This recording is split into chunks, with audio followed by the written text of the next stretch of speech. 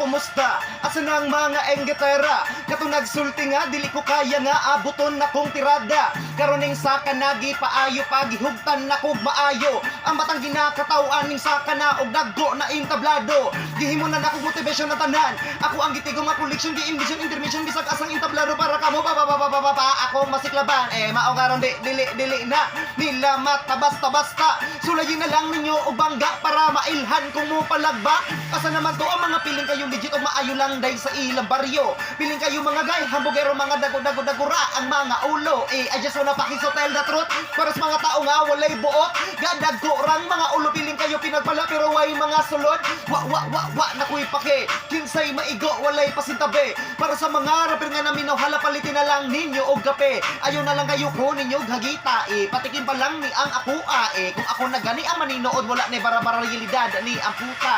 Bra